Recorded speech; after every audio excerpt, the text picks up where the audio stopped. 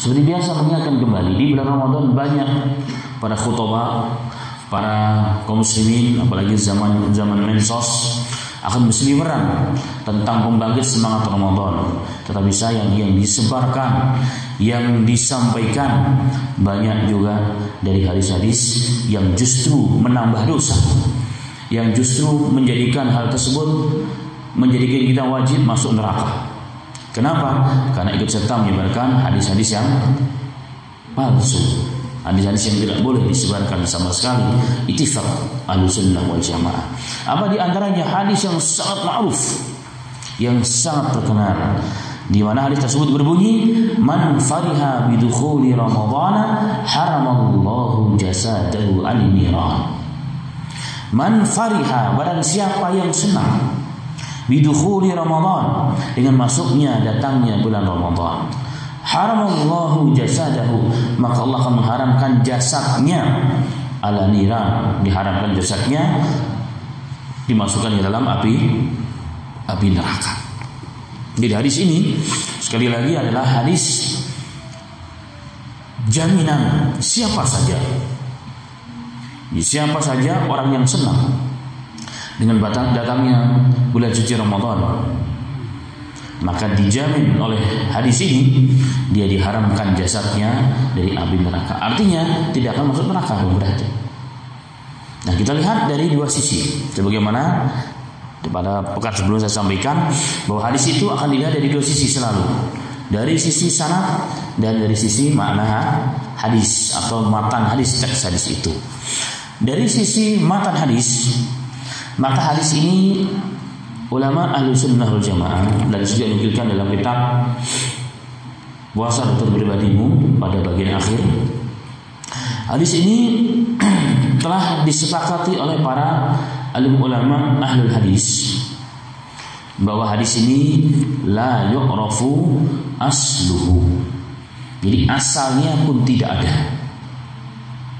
Kalau hadis dikatakan asalnya tidak ada, berarti hadisun bila sanadin, hadis tanpa dengan sanad.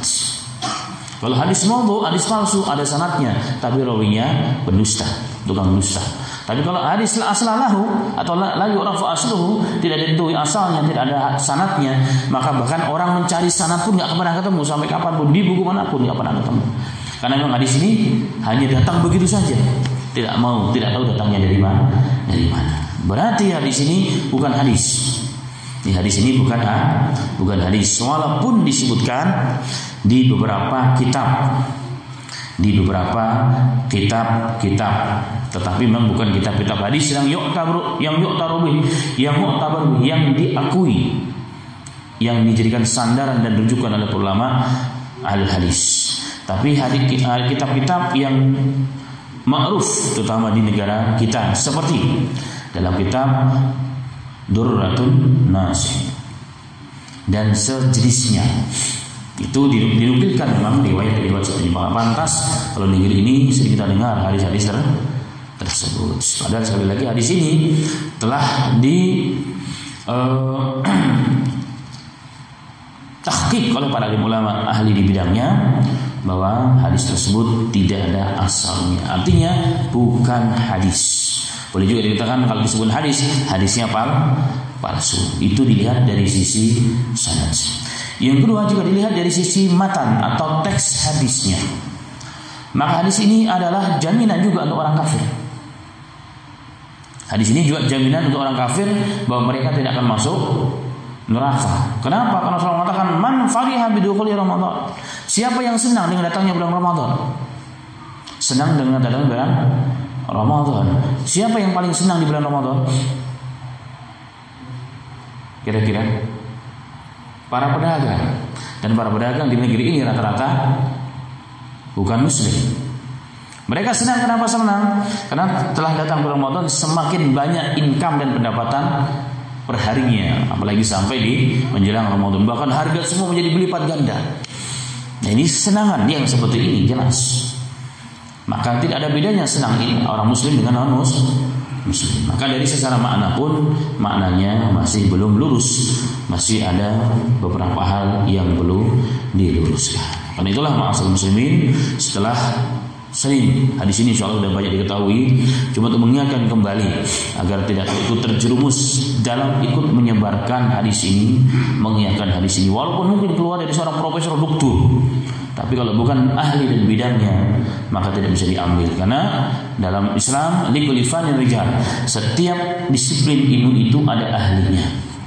Tidak semua orang yang bergelar profesor doktor mengerti ilmu hadis. Bahkan pernah saya duduk dalam satu majelis di bulan Ramadan, dari awal sampai akhir hadisnya semua yang disampaikan kalau enggak dhaif jiddan maka maudhu' dan la asla lahu.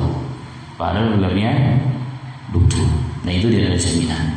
Maka jangan sampai ikut menyebarkan hal tersebut karena mendapat jaminan dari Nabi Muhammad SAW dan kita dicap sebagai salah satu daripada kadzdzab, tukang bohong. Terus dalam Sahih Muslim Rasulullah mengatakan, kafa bil mar'i kadiban ayuhaddisa bi kulli ma sami'a. Hadis sahih. Cukuplah seseorang itu dikatakan sebagai pendusta jika dia menyampaikan apa saja yang dia dengar, enggak disaring kebenarannya, enggak difilter, enggak dicek and recheck, tidak ditabayun berita tersebut, langsung disampaikan. Maka termasuk salah satu sebab kita boleh dicap sebagai pendusta menurut Nabi kita Muhammad sallallahu alaihi wasallam. Wa iyyadubillah. Semoga bermanfaat kalimah mengenai hadis tersebut.